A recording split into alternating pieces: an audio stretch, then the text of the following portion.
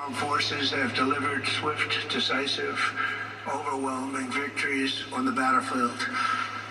Victories like few people have ever seen before.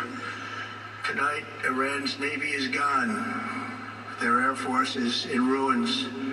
Their leaders, most of them terrorist regime they led, are now dead.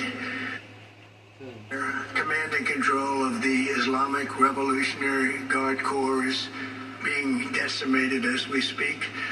Their ability to launch missiles and drones is dramatically curtailed, and their weapons, factories, and rocket launchers are being blown to pieces. Very few of them left.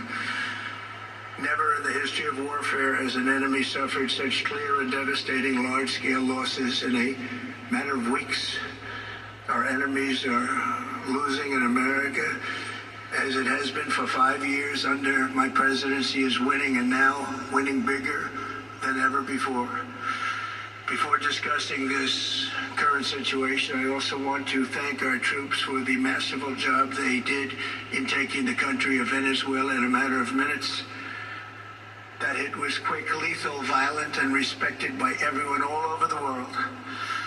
After rebuilding our military during my first term, we have by far the strongest military anywhere in the world.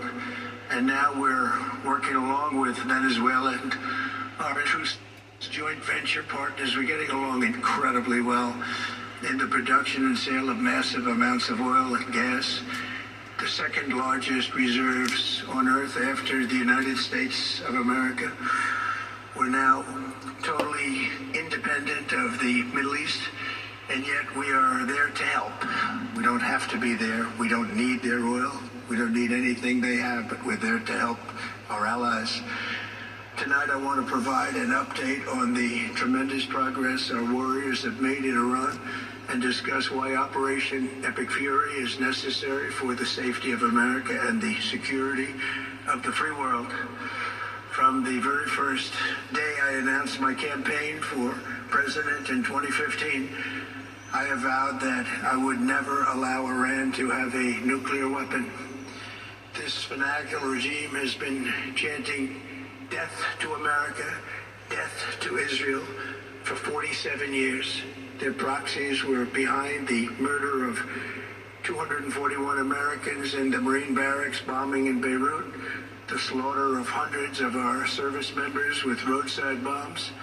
They were involved in the attack on the USS Cole, and they carried out the countless other heinous acts, including the just horrible, bloody atrocities of October 7th in Israel, something that most people have never seen anything like it. This murderous regime also recently killed 45,000 of their own people who were protesting in Iran. 45,000 dead. For these terrorists to have nuclear weapons would be an intolerable threat. The most violent and thuggish regime on earth would be free to carry out their campaigns of terror, coercion, conquest, and mass murder from behind a nuclear shield. I will never let that happen, and neither should any of our past presidents. This situation has been going on for 47 years and should have been handled long before I arrived in office. I did many things during my 2 terms in office to stop the quest for nuclear weapons by Iran first, and perhaps most importantly, I killed General Qasem Soleimani in my first term. He was an evil genius, brilliant person, a horrible human being, however, the father of the roadside bomb. And he lived just horrible what he did. Iran would have been perhaps in far better, stronger position. Had he lived, we would have had probably a different conversation tonight. But you know what? We'd still be winning and winning big. And then very importantly, I terminated Barack Hussein Obama's Iran nuclear deal, a disaster. Obama gave them $1.7 billion in cash, green cash, took it out of banks from Virginia, D.C., and Maryland, all the cash they had, flew it by airplanes in an attempt to buy their respect and loyalty, but it didn't work. They laughed at our president and went on with their mission to have a nuclear bomb. His Iran deal would have led to a colossal arsenal of massive nuclear weapons for Iran, and they would have had them years ago, and they would have used them. Would have been a different world. There would have been no Middle East and no Israel right now, in my opinion, the opinion of a lot of great experts, had I not terminated that terrible deal that I was so honored to do, and I was so proud to do, and it was so bad right from the beginning. Essentially, I did what no other president was willing to do. They made mistakes, and I am correcting them. My first preference was always the path of diplomacy, yet the regime continued their relentless quest for nuclear weapons and rejected every attempt at an agreement. For this reason, in June, I ordered a strike on Iran's key nuclear facilities, an Operation Midnight Hammer. Nobody's ever seen anything like it. Those beautiful B-2 bombers performed magnificently. We totally obliterated those nuclear sites.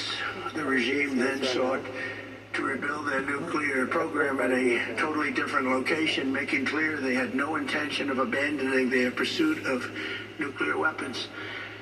They were also rapidly building a vast stockpile of conventional ballistic missiles and would soon have had missiles that could reach the American homeland, Europe, and virtually any other place on Earth. Iran's strategy was so obvious. They wanted to produce as many missiles as possible, and they did, with the longest range possible. And they had some weapons that nobody believed they had. We just learned that out. We took them out. We took them all out so that no one would really dare stop them. And they raced for a nuclear bomb, a nuclear weapon like nobody's ever seen before. They were right at the doorstep. For years, everyone has said that Iran cannot have nuclear weapons, but in the end, those are just words if you're not willing to take action when the time comes. As I stated in my announcement of Operation Epic Fury, our objectives are very simple and clear. We are systematically dismantling the regime's ability to threaten America or project power outside of their borders. That means eliminating Iran's Navy, which is now absolutely destroyed, hurting their Air Force and their missile program at levels never seen before, and annihilating their defense industrial base. We've done all of it. Their Navy is gone. Their Air Force is gone. Their missiles are just about used up or beaten. Taken together, these actions will cripple Iran military, crush their ability to support terrorist proxies, and deny them the ability to build a nuclear bomb. Our armed forces have been extraordinary. There's never been anything like it militarily. Everyone is talking about it, and tonight I'm pleased to say that these core strategic objectives are nearing completion. As we celebrate this progress, we think especially of the 13 American warriors who have laid down their lives in this fight to prevent our children from ever having to face a nuclear Iran. Twice this past month, I have traveled to Dover Air Force Base, and it's been something. I wanted to be with those heroes as they return to American soil, and I was with them and their families, their parents, their wives, their husbands. We salute them, and now we must honor them by completing the mission for which they gave their lives. And every single one of the people, their loved ones said, "Please, sir, please finish the job." Every one of them. Everyone. And we are going to finish the job, and we're going to finish it very fast. We're getting very close. I want to thank our allies in the Middle East, Israel, Saudi Arabia, Qatar, the UAE, Kuwait, and Bahrain. They've been great, and we will not let them get hurt or fail in any way, shape, or form. Many Americans have been concerned to see the recent rise in gasoline prices here at home. The short-term increase has been entirely the result of the Iranian regime launching deranged terror attacks against commercial oil tankers in neighboring countries that have nothing to do with the conflict. This is yet more proof that Iran can never be trusted with nuclear weapons. They will use them, and they will use them quickly. It would lead to decades of extortion, economic pain, and instability worse than we can ever imagine. The United States has never been better prepared economically to confront this threat. You all know that. We built the strongest economy in history.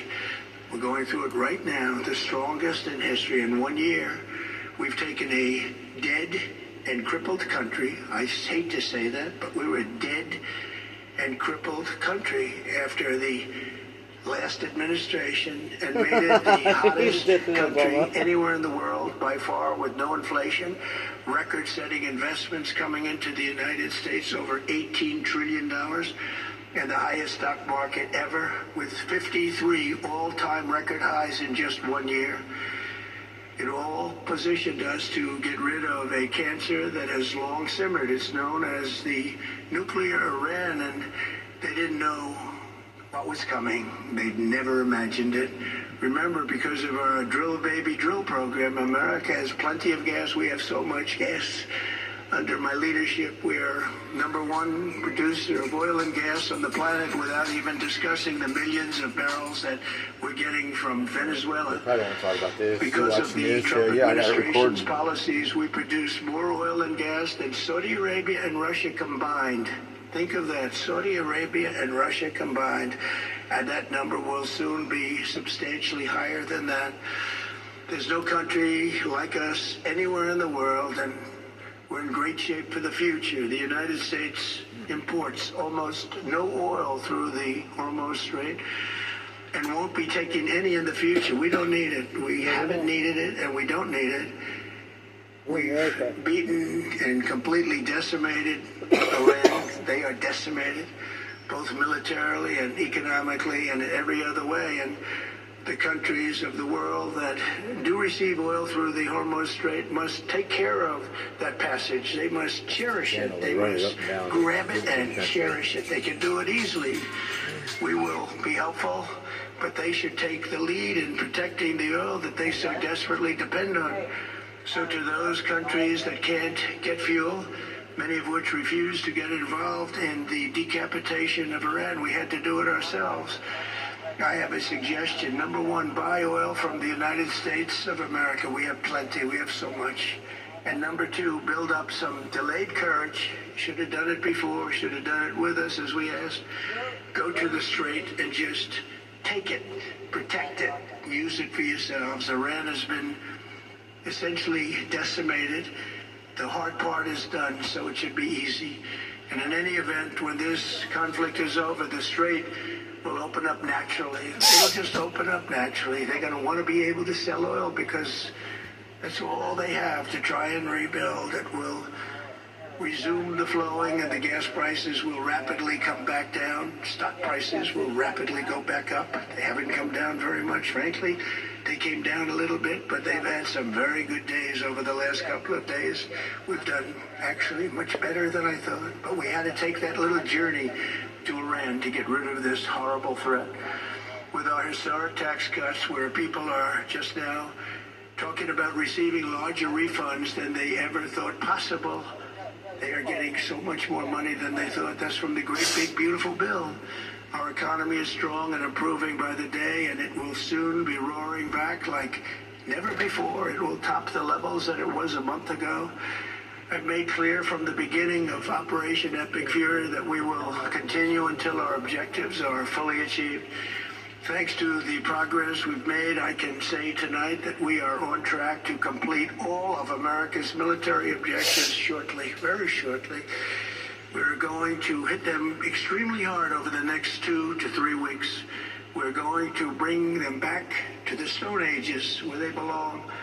In the meantime, discussions are ongoing. Regime change was not our goal. We never said regime change. Regime change has occurred because of all of their original leaders. This is going to be all over TikTok tomorrow. They're all dead. The new group is less radical and much more reasonable. Yet if during this period of time no deal is made, we have our eyes on key targets. If there's no deal, we are going to hit each and every one of their electric generating plants very hard and probably simultaneously. We have not hit their oil, even though that's the easiest target of all. because it would not give them even a small chance of survival or rebuilding. But we could hit it, and it would be gone. This nigga right and there's here. not a thing they could do about He it. should be black. They have no With a gangster hat or anti-aircraft. something. Their radars He- are he- 100% He needs annihilated. that red We hat are to the side right now. unstoppable as a military force. The nuclear sites that we obliterated with the B-2 bombers have been hit so hard that it would take months to get near the nuclear dust. And we have it under intense satellite surveillance and control. If we see them make a move, even a move forward, we'll hit them with missiles very hard again. We have all the cards, they have none. It's very important that we keep this conflict in perspective. American involvement in World War Chill out. I lasted 1 year, They 7 need a months, and timeout. 5 days. World They need War time out. II Just stand in the corner. lasted for I ran 3 go years, stand in the 8 corner. months, Yeah, and go stand in the 25 corner. days. For about I'm 30 gonna years. bomb you Lasted for until you 3 years, can. 1 month, and 2 days. The Vietnam War lasted for 19 years, 5 months, and 29 days. Iraq went on for 8 years, 8 months, and 28 days.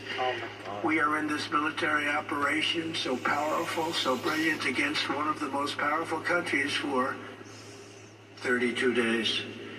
And the country has been 32 eviscerated days versus 19 and years. essentially Last time we fought. is really no 32 days longer a we threat. destroyed it. They were the bully of the Middle East, but they're the bully no longer. This is a true investment in your children and your grandchildren's future. The whole world is watching, and they can't leave the power, strength, and brilliance. They just can't believe what they're seeing. They leave it to your imagination, but they can't believe what they're seeing. The brilliance of the United States military. Tonight, every American can look forward to a day when we are finally free from the wickedness of Iranian aggression and the specter of nuclear blackmail. Because of the actions we have taken, we are on the cusp of ending Iran's sinister threat to America and the world. And I'll tell you, the world is watching. And when we do, when it's all over, the United States will be safer, stronger, more prosperous, and greater than it has ever been before. May God bless the men and women of the United States Armed Forces, and may God bless the United States of America. Thank you very much, and good night. We've just been listening to President Trump address the nation from the White House there. There was a lot of initial reports that the president possibly was considering ending the war in Iran, maybe announcing it tonight. That